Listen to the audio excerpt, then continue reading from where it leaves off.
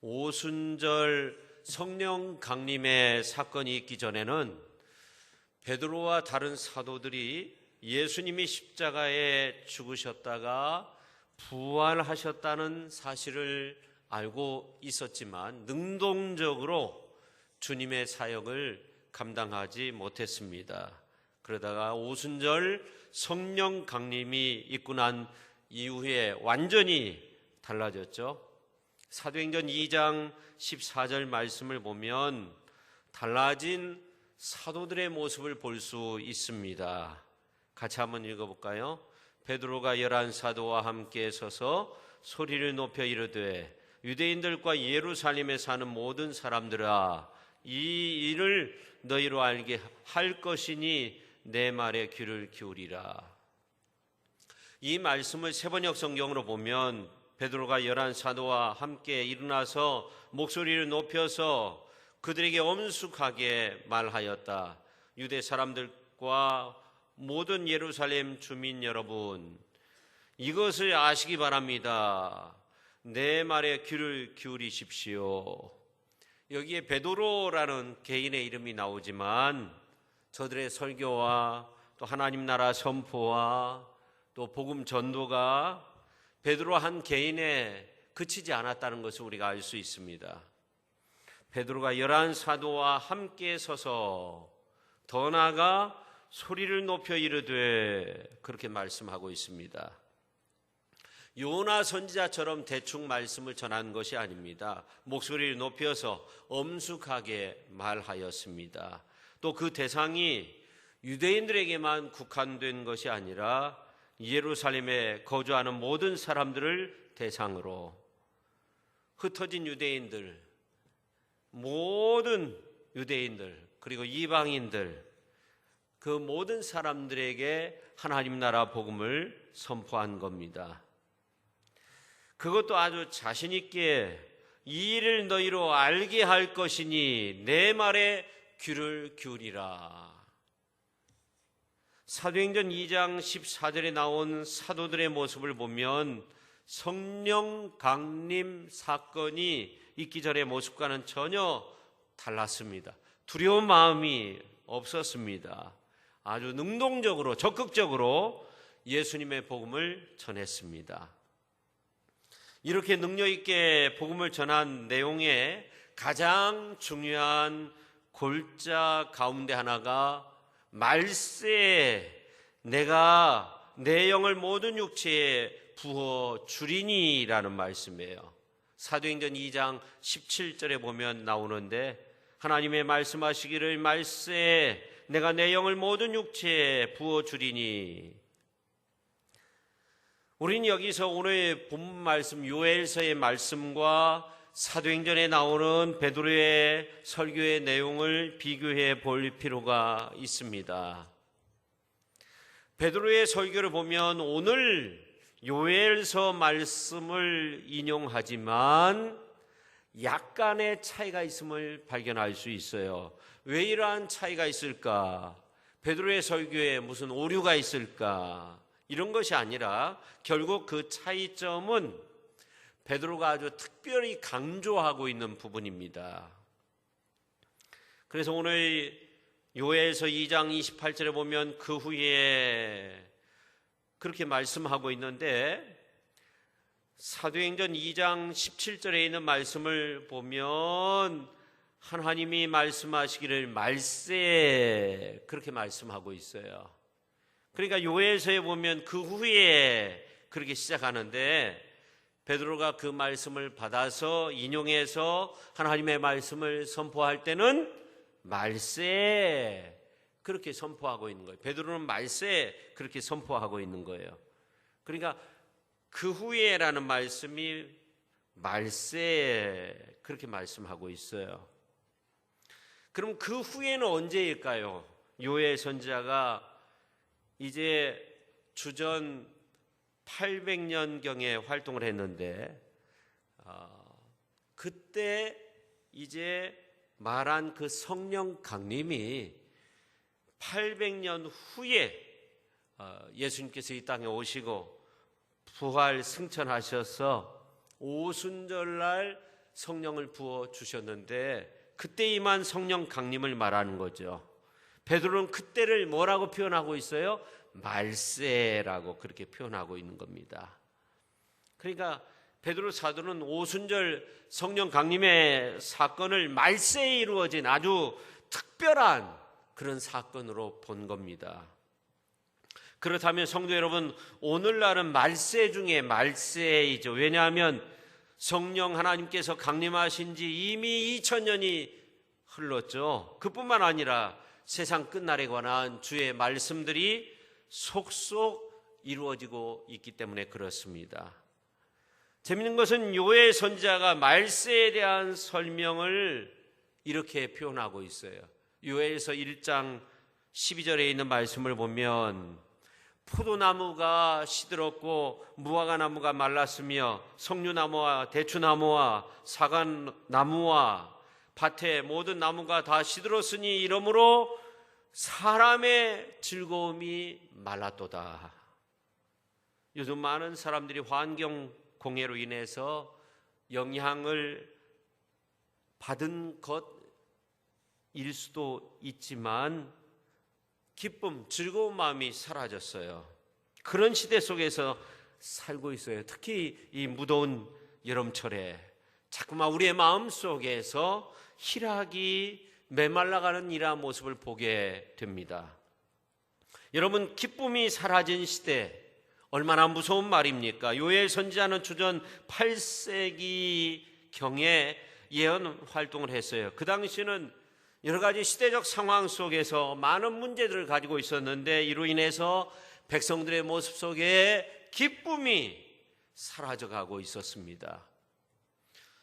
요즘 많은 경제 전문가들이 우리가 조금만 힘쓰면 일본 경제를 따라잡을 수 있다는 희망적인 보고를 내놓고 있습니다. 작년에 삼성이 IT 분야에서 낸 이익이 일본 10대 기업의 전체 이익보다 2배 수준이었다고 합니다. 그리고 우리나라 다른 회사인 SK 하이닉스까지 포함하면 일본과 비교할 수 없을 정도로 비교 우위에 있다고 합니다. 그러니까 위기의식을 느끼고 덤벼들고 있는 거죠. 과거 일본의 소니, 파나소닉, 그 위에 얼마나 많은 일본의 굴지 IT 전문 회사들이 있었습니까? 그런데 일본은 캡처 산업은 발달을 했지만 창조 산업이 안 되는 거예요. 그러나 우리는 해마다 신시대에 맞게 오히려 앞장서서 새로운 기술혁명을 이루다 보니까 일본이 반도체 재료 분야에서 그리고 화이트 국가에서 제외해가지고 여러 분야에서 압박을 가하겠다는 거죠. 그러나 우리나라가 기초 재료 분야에서는 일본에게 뒤지고 있지만 다른 집약 산업, 요즘 가장 중요한 이 IT 산업에서는 완전히 기술 우위에 있습니다. 저는 하나님이 우리 백성들에게 지혜를 주셔서 창조적인 기술 혁신을 계속적으로 이루어가고 있다고 믿습니다. 그래서 앞으로 하나님이 우리 백성들에게 지혜의 영을 부어주셔서 경제적인 어려움도 능히 뛰어넘는 놀라운 축복의 역사로 함께해 주실 것을 믿습니다. 그렇습니다. 한 번은 넘어야 할 산일 뿐 넘지 못하는 산이 아닌 거죠. 여러분, 우리에게 희망이, 기쁨이 사라진 시대가 펼쳐져 있는 것은 아닙니다. 하나님의 성령이 함께함으로 놀라운 축복의 역사가 펼쳐지리라 믿습니다. 하나님의 성령이 함께함으로 놀라운 희망의 시대가 열리게 되리라 믿습니다. 기쁨이 넘치게 되리라 믿습니다. 우리가 겸손하게 하나님을 붙들면 되는 겁니다. 우리 국민들이 힘을 합하면 되는 겁니다. 이번 기회를 통해 대기업뿐만 아니라 여러 부품 소재 만드는 중소기업이 함께 성장해가는 놀라운 역사가 일어나게 되리라 믿습니다. 말세의 때인 지금 뉴스보도를 통해 들려오는 소식들을 보면 선한 감정도, 인간이 가지고 있는 미적 아름다움도, 인생의 기쁨도 메말랐다, 그런 말이 실감이 날 때가 있어요. 왜냐하면 남은 것이 악만 남았어요. 증오, 저주, 특히 갈수록 사람들이 잔악해져 가고 무차별하고 무자비한 그런 시대가 된 것 같아요. 어쩌면 사람 속에 저런 잔인함이 있을까, 그렇게 생각될 때도 있습니다. 이러한 가운데 우리에게 소망이 있다면 성령이에요. 오늘 이제 말씀에 내가 내 영을 만민에게 부어주신다는 그 말씀 자체가 우리에게 큰 은혜가 되는 말씀이 아닐 수 없습니다. 그렇습니다. 에스겔서 47장에 나오는 것처럼 생명 강수가 사해로 흘러들어서 수많은 열매가 넘쳐나게 됐듯이 오늘 이 시간에도 말씀을 통해서 성령 충만한 은혜의 역사가 우리 가운데 나타날 수 있기를 예수님의 이름으로 축원합니다. 그래서 기쁨이 넘치고 희망이 넘치고 행복이 넘치는 그러한 삶을 사시길 바랍니다. 첫째, 하나님은 성령을 말세에 만민에게 부어주십니다. 사도행전 13장에 보면 안디옥이라는 열방을 향한 복음 전초 기지가 소개되고 있어요. 근데 2절 3절에 보면 주를 섬겨 금식할 때 성령이 이르시되 내가 불러 시키는 일을 위하여 바나바와 사울을 따로 세우라 하시니 이에 금식하며 기도하고 두 사람에게 안수하여 보내니라. 성령이 말씀하신 거예요. 안디옥에 있었던 성도들은 성령의 음성을 듣고 바나바와 바울을 선교사로 세우고 파송했어요.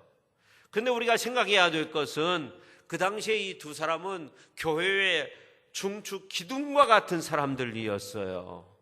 근데 이러한 기둥과 같은 사람을 선교사로 파송했다는 거죠. 아주 독특한 영적인 면모를 지니고 있었습니다.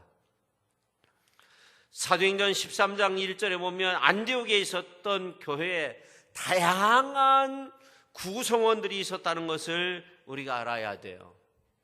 바나바, 히브리파 유대인이었죠. 시므온, 피부가 검은 사람이었어요. 루기오, 구레네 섬사람이었죠. 마나엔, 왕족이었어요. 사울, 로마 시민권자였죠. 이런 교사들은 전부 출신과 성분이 다른 사람들이었습니다. 특히 시므온을 사도행전 13장 1절에 있는 말씀을 보면 니게르라는 시므온, 니게르라는 말은 블랙, 검은이라는 뜻의 라틴어 니게르에서 나온 말이에요. 이걸 헬라어로 옮긴 건데 실제로 시므온은 얼굴이 검은 흑인이었다는 거죠.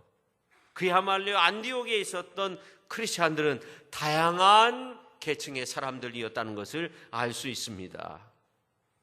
근데 사도행전 13장 1절에 나온 것처럼 이들이 안디옥 교회의 선지자와 교사가 되었다는 거예요. 이거는 성령이 만민에게, 이렇게 다양한 사람들에게 부어진 사실을 말씀하고 있어요. 안디옥은 이방 지역에 있었어요. 그런데 사도행전 2장 말씀을 보면 이렇게 성령이 만민에게 부어진 사실을 강조하며 말하고 있는데 맨 처음 120명의 사람들에게 성령이 강림되었어요. 그때 터진 방언은 알아들을 수 없는 그런 말이 아니었어요. 사도행전 2장 4절에 있는 말씀처럼 다른 언어들, 수십 개국의 나라의 말들로 성령의 임함과 동시에 방언이 터졌어요. 오순절날 성령이 부어짐으로 120명의 성도들이 수십 개국의 언어로 말하는 방언의 은사를 받은 거죠. 그런 은사가 임한 거죠.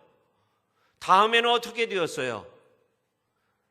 120명을 통해 수백 명, 수천 명, 수만 명, 나중에는 만민에게 성령이 임하게 된 거예요.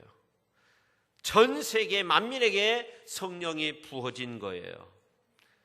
그러면 맨 처음 오순절 마가 다락방에 부어진 이 성령의 은혜, 성령이 부어짐을 듣는 이들의 고백이 무엇이었습니까?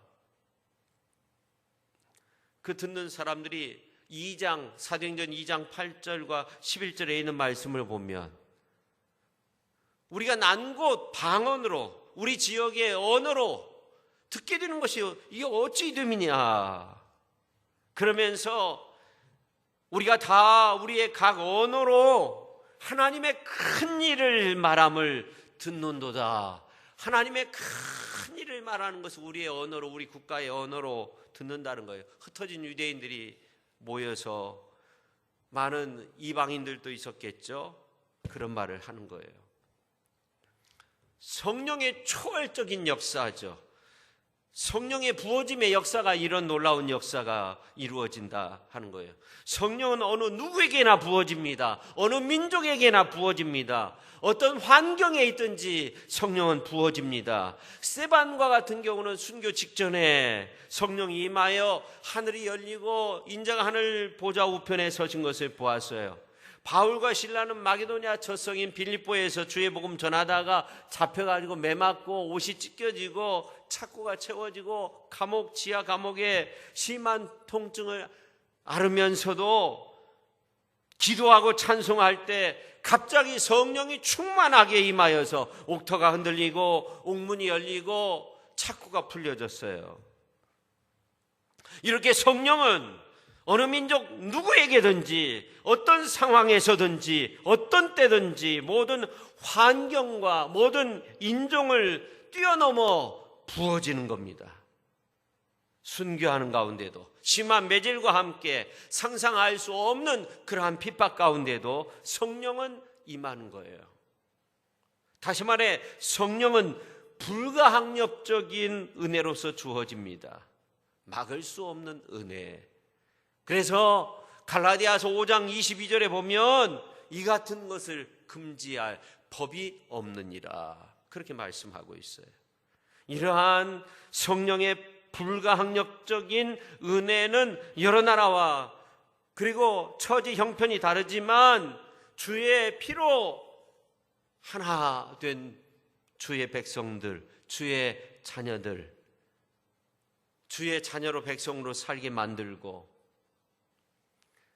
혼동된 세상을 질서의 세상으로 회복하는 그런 놀라운 역사가 일어난 거예요. 저는 우리나라 위에 이러한 놀라운 성령께서 부어주시는 그러한 은혜가 필요하다고 생각합니다. 정말 상당히 복잡한 세상의 흐름 속에서 이 나라가 성령이 부어지는 은혜 속에서 아름답게 설 수 있기를 예수님의 이름으로 축원합니다. 성령의 부어지심은 혼동의 세상을 질서의 세상으로 바꿉니다.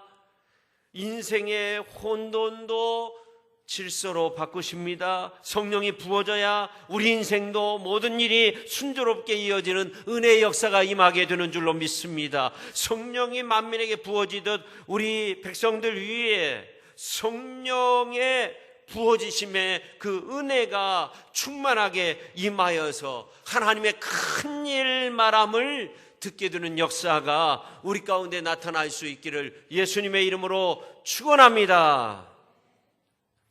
그러면 부어주시는 성령은 우리를 얼마만큼 바꾸어 주시는가 우리가 한번 생각해 보면 이 요엘서에 있는 오늘 28절에 있는 말씀을 보면 알 수 있어요. 사도행전 2장 17절 말씀과도 거의 비슷한 내용이죠. 내용은 비슷한데 그 사람 속에서 이루어지는 이 변화의 역사는 상상할 수 없을 정도의 놀라운 내용들을 담고 있어요. 이것을 거듭남이라고 그렇게 말할 수 있어요. 성령으로 우리를 새롭게 거듭나게 하셔서 어떻게 됩니까? 첫째, 너희 자녀들이 장래일을 말하게 된다는 거예요. 장래일을 말한다는 의미는 영적으로 생명력이 있게 된다는 거예요. 영감이 있으니까 희망이 넘쳐요. 난다는 거예요. 두 번째, 너희 젊은이는 이상을 볼 것이며 환상을 볼 것이며, 이상, 환상, 이 비전이라는 말, 헬라어로 호라시스라는 말인데, 욥이 왜 갑절의 은혜를 받았을까 생각해 보면 그는 하나님을 만난 비전의 사람이었다는 거예요. 하나님을 만난 비전의 사람이었어요.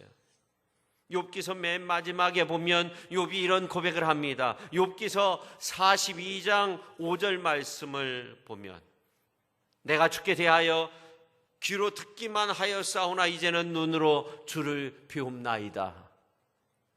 욥이 환난과 고통과 그 어려움 속에서 주를 만났어요. 하나님을 만났어요.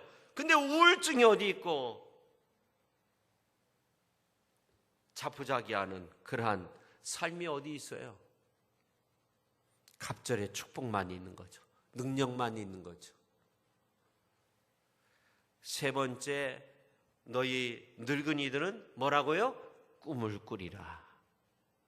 여러분, 아브라함은 75세 때 가나안을 꿈꿨어요. 그리고 창세기 12장 5절 하반절에 있는 말씀을 보면 마침내 가나안 땅에 들어갔더라, 그렇게 말씀하고 있어요. 그뿐만 아니라 100세 이삭을 낳았어요. 갈렙은 85세에 내가 청년의 때나 지금이나 일반이라고 말하며 가나안의 거인 족속인 아낙 자손들이 살고 있는 헤브론 산지를 나에게 달라고 하고 그 땅을 점령했습니다. 야곱은 147세에 죽으면서까지 자기 자손들을 통해서 12자녀들을 통해서 이스라엘 나라를 꿈꾸면서 축복했어요.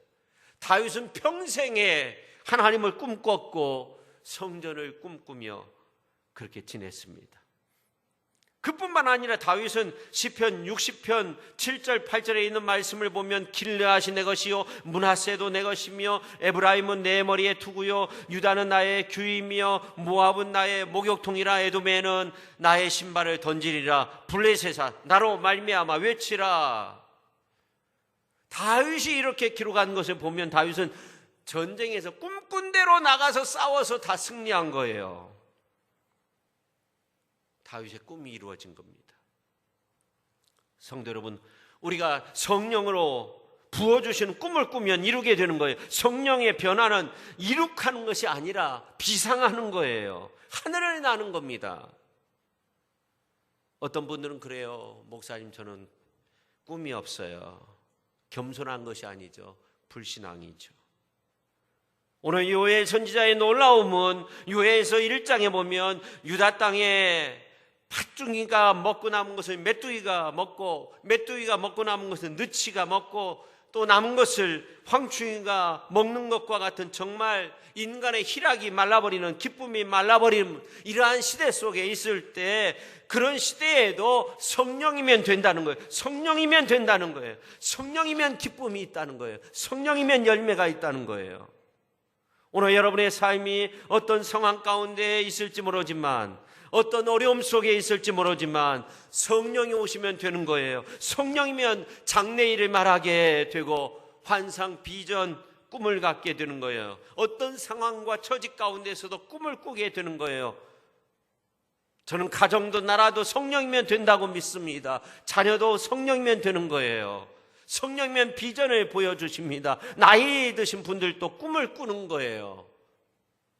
오늘 또 성령을 만민에게 부어주실 줄로 믿습니다. 그 다음에 하나님은 성령을 말세의 구원의 도구로 부어주셨다 하는 겁니다. 요즘 보면 이 핸드폰 하나에 세상의 모든 것을 다 할 수 있는 그런 시대가 됐어요. 책상에 있는 컴퓨터보다 핸드폰 하나가 더 기능이 많아요. 훨씬 더 일 처리를 잘해요. 근데 이 핸드폰 한 대로 오는 문제가 얼마나 심각합니까? 핸드폰 중독증, 그리고 많은 사고, 핸드폰으로 인해서 많은 사고가 일어나요. 시력 저하, 개인정보 유출, 경제 부담, 대화 단절, 시간 개념이 사라졌어요. 수면 부족, 쉼이 없어요. 일에 집중이 안 돼요. 어찌 보면 핸드폰 항상 붙어 있는 이러한 사람들의 모습을 보면 희노애락이 그 안에 다 있어요. 버스를 타거나 지하철을 타보면 알 수 있어요. 이제 만민이 스마트폰으로 실시간 웃고 울고 욕하고 갑자기 인기가 대폭발하고 클릭 한 번으로 대중 속에서 사라져버리는 그런 시대가 되었어요. 그러나 요엘서는 그렇게 말하고 있잖아요. 말세가 되면 성령을 부어주시는데 성령의 사람이 되면 장래 일을 말하게 되며 미래 일을 말하게 되며 환상과 비전을 보며 꿈을 꾸게 되리라. 그리고 그 꿈을 이루게 된다는 거예요. 스마트폰이 이루어지는 것이 아니에요. 성령께서 이루게 하십니다.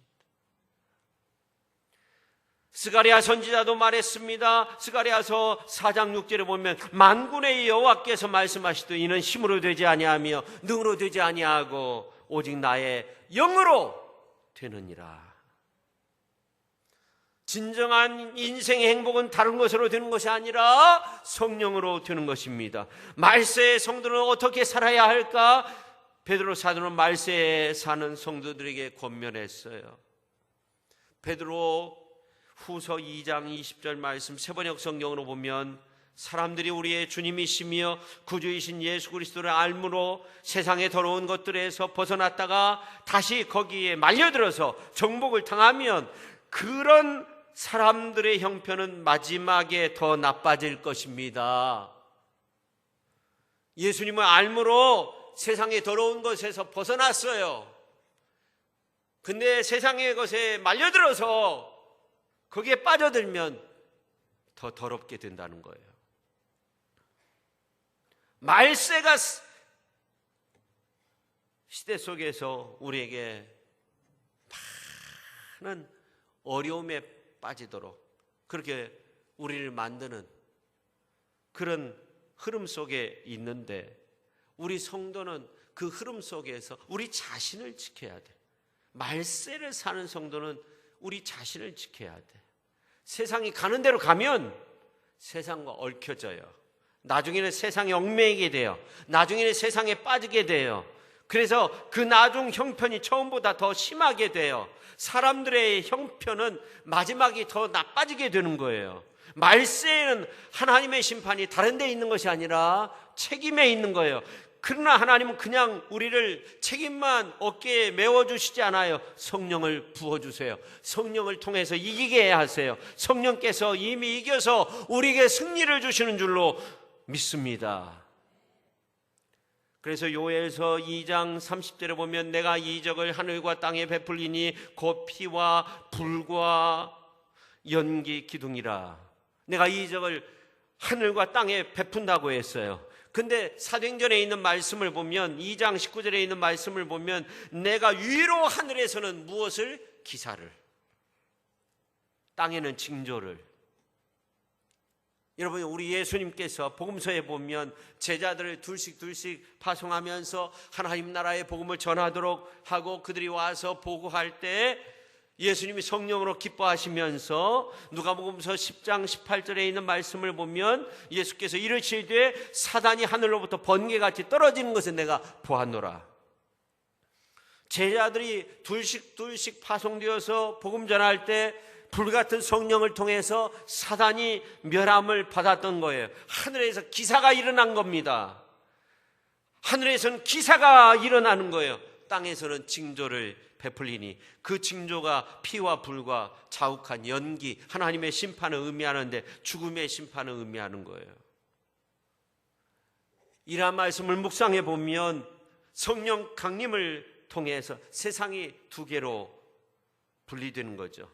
그렇게 표현할 수 있는 거예요. 실제적으로 분리됐다 그런 것이 아니라 마치 하늘과 땅이 지평선으로 분리되는 것처럼 구원의 나라와 심판의 나라, 구원의 사람과 심판의 사람으로 나뉘어지는 거예요. 여러분 그렇지만 부어지는 곳에 축복이 있어요. 은혜가 있어요. 부어지는 곳에 성령이 부어지는 곳에 구원이 있어요. 부어지는 곳에 생명이 있어요. 오늘 우리 가운데 이러한 성령의 부어지는 은혜가 가득하기를 축원합니다. 시천교회는 말세의 성령이 부어지는 은혜가 충만할 수 있기를 예수님의 이름으로 축원합니다. 그래서 요엘서 2장 32절에서 위대한 선언을 하고 있는 겁니다. 누구든지 여호와의 이름을 부르는 자는 구원을 얻으리니, 사도행전 2장 21절 누구든지 주의 이름을 부르는 자는 구원을 받으리라. 이보다 멋진 말씀이 어디에 있어요? 누구든지 주의 이름을 부르는 자는 구원을 받으리라. 주의 이름을 부르는 자는 구원을 얻으리로다. 주의 이름을 부르는 자는 구원을 얻으리로다. 할렐루야, 할렐루야. 구원을 얻으리로다. 할렐루야, 할렐루야. 구원을 할렐루야. 이보다 멋진 가사가 어디 있겠어요? 이보다 멋진 희망을 주는 말씀이 어디 있겠어요? 사도 바울도 로마서 10장 12절에서 13절에 있는 말씀을 보면은 유대인이나 헬라인 차별이 없다고 하면서 누구든지 주의 이름을 부르는 자는 구원을 받으리라, 그렇게 말했어요. 그렇습니다. 누구든지 주의 이름을 부르는 자는 구원이 임합니다. 주께서 우리 가운데 성령의 기름 부으심을 통해서 구원의 역사를 이루십니다. 예수님의 이름을 부르십시오. 천국의 소망이 임하고 천국의 기쁨이 임하게 될 줄로 믿습니다. 우리가 인생 살다가 보면 정말 하나님이 날 보호해 주셨구나 하는 것을 느낄 때가 있어요. 언젠가 말씀드렸는데 운장산 가가지고 조난당해서 스틱도 다 잊어버리고 다음날 새벽 예배를 빼먹으면 안 되는데, 그런 상황 속에서, 그 캄캄한 어둠 속에서 하나님 앞에 기도했어요. 기도하다가 보니까 눈이 열리더라고요.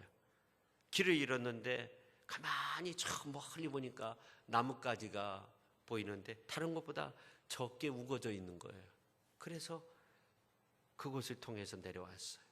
붉은 비닐 호수를 발견하고 이제 밭을 발견하고, 그러니까 그 호수가 이제 물을 제공하는 거죠.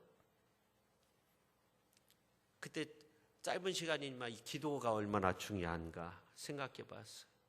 우리가 운전하다 보면 하나님이 정말 나를 보호해 주셨구나, 그런 때가 있어요. 언젠가 서울 가는데 갑자기 정체 구간이 나타나 브레이크를 잡았어요. 1차선에 타고 있었어요. 그때도 아찔했는데 백밀러로 보니까 고급 세단차가 막 달려오는데 제가 볼 때는 한 170km 정도 되는 것 같아요. 저 차가 브레이크를 잡아도 나는 죽었다. 순간적으로 운전을 이렇게 잘하다가 보면 브레이크 잡아도 뒤에가 보이거든요. 백밀러로 혹시 와서 받는 것은 아닌가. 근데 보니까 이 차가 브레이크를 잡은 것이 아니에요. 순간적으로 확 핸들을 돌려가지고 2차선으로 이 바퀴가 들리더라고요. 제가 보니까 바퀴가 들릴 정도로 이렇게 2차선으로 휙 지나가는, 2차선은 벼 있었거든요. 야, 살았구나. 제가 초년 목회할 때 장성에서 교회로 제 차를 몰고 오고, 교회 차는 이제 어느 청년이 몰고 이제 학생들 태고 오는데, 저는 이제 그 교회 차 뒤에 따라갔어요. 교회 차는 1차선 가고 있었고 고속도로였어요. 저는 이제 2차선 타고 이렇게 가는데 어떤 스포츠카가 휙 지나가는 거예요. 저 앞에 교회차가 있는데, 근데 가만히 보니까 이 교회차가 1차선이 있다가 2차선으로 가려다가 안 간 거예요. 그러니까 이 차가 이제 1차선으로 이렇게 확 지나가고 2차선으로 다시 추월하려다가 이 교회 봉고차가 2차선으로 가려고 하니까 그때 순간적으로 브레이크를 잡은 거예요. 막 앞에서 돌더라고요.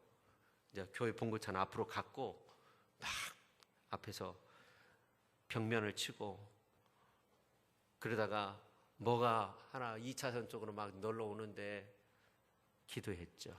주여라고 기도했죠. 근데 순간적으로 그게 사라졌어요. 날아가 버린 거죠. 그리고 그 차가 1차선에 딱 거꾸로 섰어요.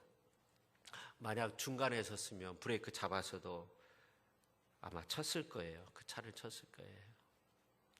너무나 감사했어요. 아무런 일 없었어요. 휴게소에 가가지고 이런 일이 있었다고. 그러니까 이 청년이 깜짝 놀래요. 어떤 일이 일어났는지도 모르는 거예요. 운전하던 그 청년이. 우리가 인생길 걸으면서 야, 막막하다.